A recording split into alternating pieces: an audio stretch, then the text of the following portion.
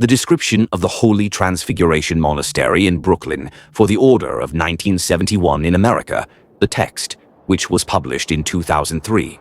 On the internet, and in combination with parallel statements by our priests about the 1971 ordinance, reveals after more than 30 years the betrayal of the confession and the Jerusalem and blasphemy against our apostolic succession. It was only on May 11, 2005, that we became aware of the text, which follows and which was published in June 2003 on the internet. Website: The Orthodox Christian Witness of the Transfiguration Monastery in Brooklyn, New York. This is an eyewitness account, as stated therein, of what exactly happened on September 17th and 18th, 1971 in America during the ordination of the Matthewian bishops. We quote the description in question. On the handling of the two Matthews, bishops in September 1971. Some have requested a description of what exactly happened during the ordination of the two Matthewite bishops at the Monastery of the Divine Transfiguration in Brooklyn, Massachusetts on September 17th and 18, 1971, in the presence of the entire brotherhood and many lay people, as well as the Matthewite mediator and representative, Proto-Syngelos, Eugenios Tombros, Archbishop Philotheos of Hamburg, Germany, and Bishop Constantine of Australia, both of the Synod of the Russians, concelebrated with the clergy of the monastery on September 17, 1971, and immediately after the Trisagion hymn during the Divine Liturgy, that is, precisely at the point in time at which the ordination of a bishop usually takes place. Bishop Callistos of Matthia, who was only partially vested, was led before the two hierarchs. The prayers read over him were the two secret prayers, which are normally read at the ordination of a bishop. These prayers, or in the case of the ordination of a priest, their counterparts for the ordination of a priest, are canonically read at an ordination of hands. After these prayers were read, Bishop Callistos was given the remaining parts of his vestments, the omophorion, the panagia, the mitre, and the crutch, to show that the prayers read over him had completed what was missing from his previous non-canonical ordination, and that he now legitimately received these insignia of his office. At this point, all those present in the temple shouted, "Worthy!" On September 18th, Archbishop Philotheos and Bishop Constantine, together with Bishop Callistos, performed exactly the same ceremony for the Matthean Bishop of Kition, Epiphanius.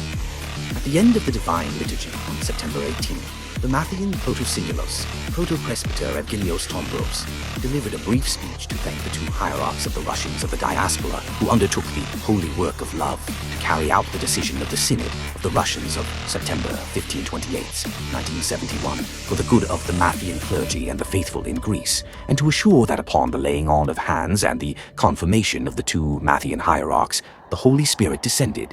Archbishop Kalliopios from Greece recorded this sermon.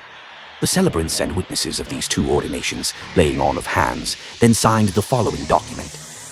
In fulfillment of the mandate of the Synod, dated September 28, 1971, we read the prayers with the laying on of our hands upon His Eminence, Callistos, Metropolitan of Corinth, on September 17/30, 1971, and on September 18 October, one of the same year, upon His Eminence, Epiphanios, Metropolitan of Kition, at the Holy Monastery of the Divine Transfiguration in Brooklyn, Massachusetts. Then we concelebrated with them. Brooklyn, Massachusetts. Date September 18th, 1971. Signed Archbishop Philotheos, Bishop Constantine. Martyrs: Archbishop Kalliopios, Archbishop Panteleimon, Hieronymus Charalambos. If, as some argue, the two Matthew bishops had received only one forgiving prayer, this, one, would not have required the presence of the two bishops of the Synod of the Russians. One bishop would have sufficed for this. Two, it would not have been necessary for it to be done during a divine liturgy. A simple prayer in the church, at any time of the day without a divine liturgy at all, would have been sufficient. Three, it would not be necessary for each of the Matthew bishops to be corrected, become canonical, separately and individually, on 2 different days, since 2 candidates cannot be elevated to the same rank at the same divine liturgy. They could both be forgiven at the same time and day. 4. It would not require a synodal decision. Some Mattheomists claim to have letters from St. Philaret of New York and Bishop George Grab, which state that a blessing was given or read to the Mattheomist bishops. This too could very easily be understood in the correct and precise meaning of the word. The 2 Mattheomist bishops individually received something that they did not legitimately have before: the blessing of the laying on of hands, the full blessing of a valid priesthood. At this point, it should be mentioned that Bishop Epiphanius protested to Pierre Evgeny Tombros. For what reason should the 2 bishops be canonized separately in 2 divine services? He received the answer that this was the decision of the Synod of the Russians, and the decision could not be changed. Bishop Epiphanius also stated that upon returning to Greece, he did not have anything written on behalf of the bishops of the Synod of the Russians, which could be presented to the other Matthewian bishops and the clergy, as well as to the faithful, to assure them that the Synod of the Russians shared their views regarding the absence of divine grace among the innovative confessions. He said that they would not receive them without such a document. Archbishop Panteleimon replied that all this should have been settled while they were still at the Synod meeting in New York. When this request was transmitted by telephone to the Synod of the Russians in New York, the Matthew delegation received a letter from Metropolitan Filaret, which said that the Synod of the Russians did not accept the innovation of the 1924 calendar and was never going to accept it. No mention was made of the issue of grace. In an official petition to the bishops of the Synod of the Russians, Bishops Callistos and Epiphanius and Protopresbyter Evgenios Tombros wrote, "We submit our present petition to your holy and sacred Synod, and we are ready to accept any of its decisions which will always be based on the divine and holy canons. See the Struggle Against Ecumenism, p. 88. It is necessary to mention that for more than a year before this written request was submitted, the Matthewian bishops had begun communicating with the bishops of the Synod of the Russians in the hope of ratifying the non-canonical episcopal ordinations as a bishop. Recognizing the Synod of the Russians as absolutely orthodox, they submitted the above-mentioned official request petition to the Russians, submitting and placing themselves under judgment at a greater Synod. P.S. This description was published in 2003, along with similar statements by our hierarchs. I sent it officially to the hierarchs to tell me their position, but their response was silence, or rather persistence in their blasphemous statements of 2003, and further persecution of us and of all those seeking good confession. After this, having no other orthodox choice, we were led to the cessation of communion with the traitors of the confession, the sacrileges against the apostolic succession, and the denials of the hierarchy of our hierarchs. And this in order not to share in their blasphemies, their sacrileges, and the denial of the apostolic succession. Dear readers, you can learn about all of this from the Orthodox Breath and other publications, but we will also return to this in this editorial series. This is all we say for now, that those who want to remain within the ark, genuine members of the Church of Christ, and not be drowned in the sea of blasphemy, sacrilege, and heresy, today these are the waters of the flood, may they assume their responsibilities and in unison with those who think and act orthodoxly, may they confess the good confession of faith. And let us realize what the holy hierarch Matthew said, orthodoxy will remain like a spark, and those who in those years are not scandalized, do not fall, but keep the confession pure, they will be considered as martyrs. And another related comment. Until today, regarding what happened in 1971 in America during the ordination of the two Matthewian bishops, we knew from the honorary and epitaphic statements of the exarchate, both upon its return, of which I am at least a witness, namely, no laying on of hands happened. The Russians are holy people, they are theologists. It was never possible for them to do something like that. They accepted our confession and recognized our ordinances.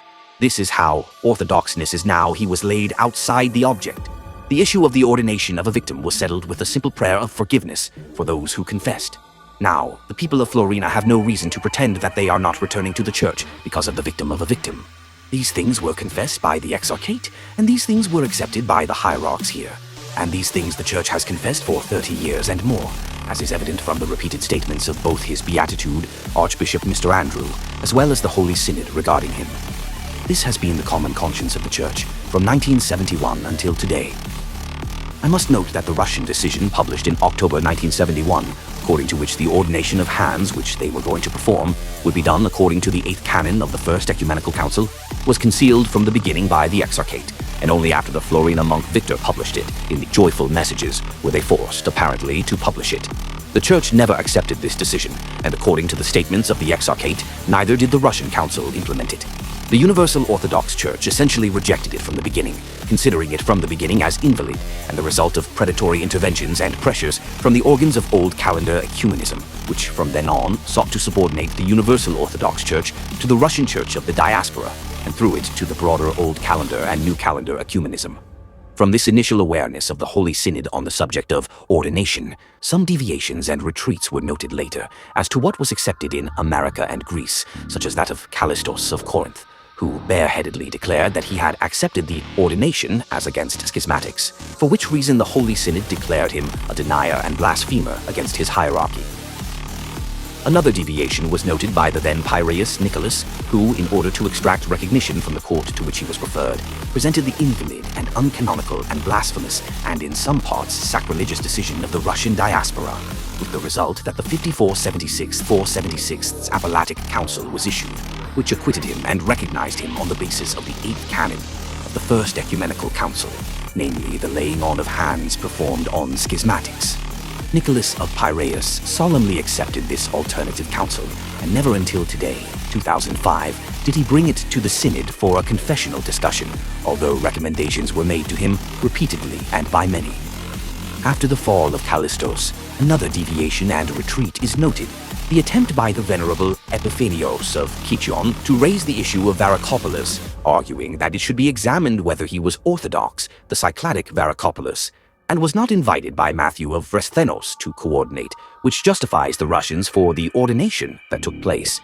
This latter took on a different form after 1997, and was expressed by Mongrel Maximus. The Holy Father was hasty and forced himself on the Bishop of Florina, while he could have avoided the schism, which means justification of the laying on of hands as against schismatics.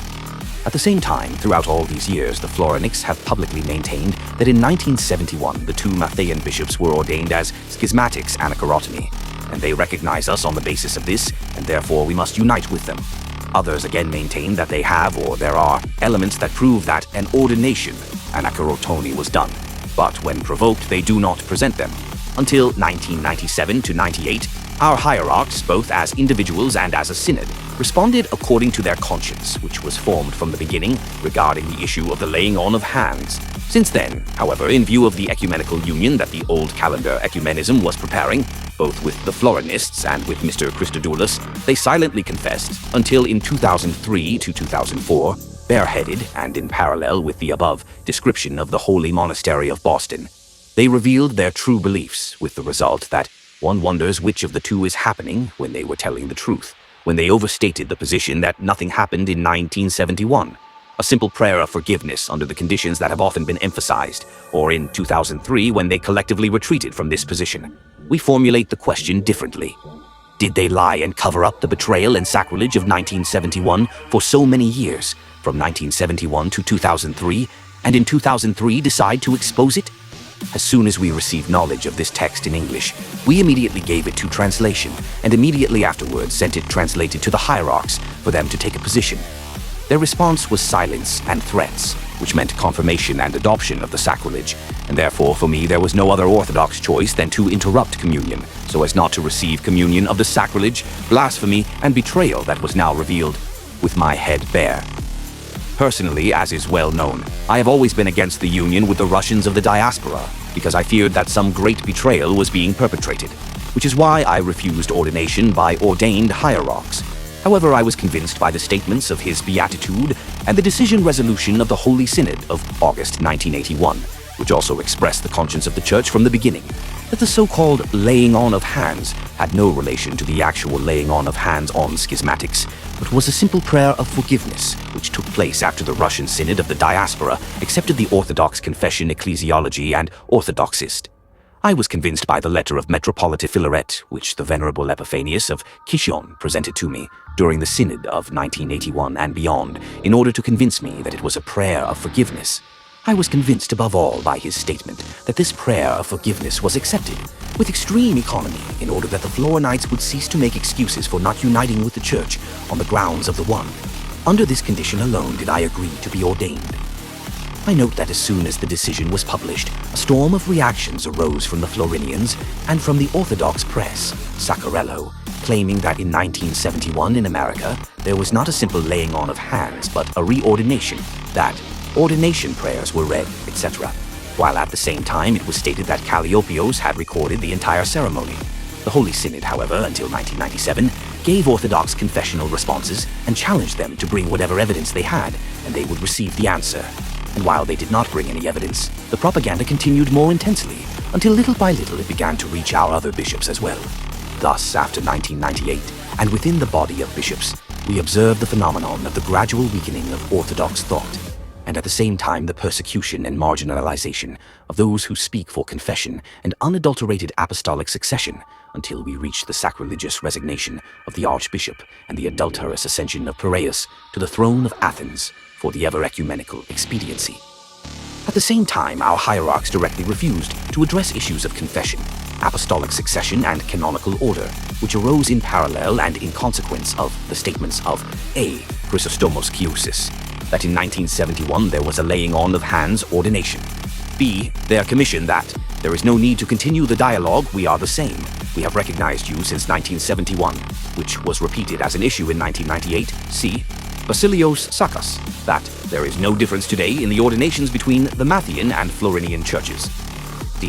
Monfort Maximos, that the Holy Father was raped. E. Others that in 1948 there was another Orthodox hierarch. G. A hierarch. Now what happened with the laying on of hands has happened. Let us try to find a way with the Florinians and forget the issue of the laying on of hands. The 5. That the lawlessness of the laying on of hands is circling us. We have escaped. We have been defeated as a church. H. The celebratory acceptance of the blasphemous apostolic council of Piraeus Nicholas. I. The non-confessional treatment of court decisions which refer the issues of Holy Monastery to Mr. Christodoulou. Decisions which essentially resulted from the collaboration of monks Maximos Katsouras and Mr. Christodoulou's legal advisors. Finally, it is revealed via the internet that Mr. Christodoulos, unable to solve the old calendar on his own, that is, to subject everyone to his authority, because Kyriakos and Goutsidis are reacting, went to Moscow to the Patriarch there to intercede with the Lavra of the Russian diaspora, whom he pressured, as the document we have in our hands demonstrates, to put pressure on the hierarchies of the old calendarists of Greece to unite with him. After all of this, it is fully understandable the climate and the conditions under which in 2003 some of the hierarchs, alone or with the cover of the others, made statements that are in complete contradiction with common confession conscience of the Church on the subject of the so-called ordination. Here are their statements. First, the official and bareheaded public statement of His Beatitude, Archbishop Mr. Andrew, in which I wish to refer to 5 events which have taken place since our appointment to the position of Archbishop until today. And first on the subject of the so-called ordination. And once again we hereby say and confess that beyond any errors committed due to human weakness in the handling of this matter, ed. Of the ordination, the completeness and perfection of the instructions given by the Venerable Archbishop Matthew has never been or is being questioned or doubted in our conscience. Episcopal ordinations of 1,948 inches.